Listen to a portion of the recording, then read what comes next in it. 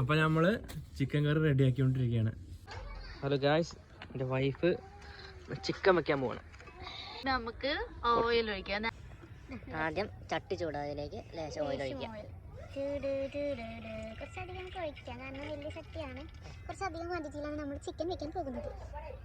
അപ്പോൾ എണ്ണ കാഞ്ഞതിലേക്ക് 3 വെല്ലുള്ളി പച്ചമുളക് മാത്രം ഇപ്പടണം കേട്ടോ. തക്കാളി നമ്മൾ ഇട്ടില്ല അല്ലേ? ഓക്കെ.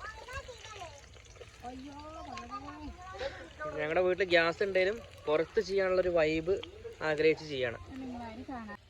വിറകടുപ്പ് കൂട്ടി അതിലുണ്ടാക്കണം എന്നുള്ളൊരു നിർബന്ധം കാരണം മാത്രം. പണി പറഞ്ഞാൽ മാത്രം പോരാ, പണി ചെയ്യും വേണമെന്നാണ് ഓർഡർ. ചതച്ച ഇഞ്ചി, വെളുത്തുള്ളി ആൻഡ് ചെറിയ ഉള്ളി അത് നമ്മളിപ്പോൾ ഇളക്കിക്കൊണ്ടിരിക്കുന്ന വെല്ലുള്ളിയിലേക്ക് മിക്സ് ചെയ്യാം. നമ്മൾ റെഡിഷായി. ഇഞ്ചി എന്താ നിങ്ങൾ ഇങ്ങനെ ആട്ടിക്കണേ?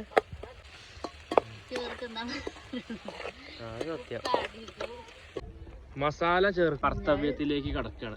മഞ്ഞൾപ്പൊടി, മുളക് പൊടി, മല്ലിപ്പൊടി, ലേശം പെപ്പർ, ചിക്കൻ മസാല. നമ്മുടെ ഭാര്യ ബേജറിനുണ്ട്. മതിയില്ലേ? പോരാ, കുറച്ചിട്ടോളൂ. മതി. ഞാനാണ് കുക്ക് പറയുന്നത് കേട്ടോ. ഞാൻ പണ്ടാജിന്റെ കയ്യാളാണ് കേട്ടോ. പറയണ കേട്ടില്ല, എന്നെ പിരിച്ചുവിടും ഞാൻ. ഒരിക്കലും ഇല്ല, കാരണം 3 കോഴിയാണ് കട്ട് ചെയ്തിരിക്കുന്നത്. എന്നിരുന്നാലും ചെറിയ കുണ്ടം മാത്രമാണ്.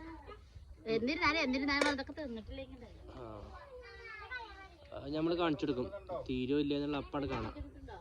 സെന്റർ കുഴിച്ചിട്ട് ടൊമാറ്റോ അടി പിടിക്കാൻ പറ്റില്ല. അതാണ്. Very good, very good. ഞാൻ പഠിപ്പിച്ചു കൊടുത്ത് ഒന്നും മറന്നിട്ടില്ല എന്നുള്ള എന്റെ ഭാര്യ വീണ്ടും വീണ്ടും തെളിയിച്ചോണ്ടിരിക്കുകയാണ്. മുളക് പൊടി അധികമായോന്നൊരു സംശയം, കമ്മിയായോ എന്നാണ് എന്റെ സംശയം. ചിക്കൻ അമൂല്യാണ്. കയ്യാളായിട്ട് തന്നെ അപ്പോയിന്റ് ചെയ്തത് ഇതൊക്കെ നോക്കാൻ വേണ്ടിയിട്ടാണ്. ഞാൻ അല്ലെങ്കിൽ ഇപ്പൊ എന്തായിരുന്നു അവസ്ഥ? അതിനല്ലട്ടോ ഞാൻ എന്റെ കജ്ജാളാണ് കേട്ടോ. ഞാൻ പറയണ പണി ചെയ്യണ്ട്, അല്ലാണ്ട് എന്നെ പണിയെടുപ്പിക്കാൻ വരരുത് കേട്ടോ. അതടക്ക നന്നാവൂല.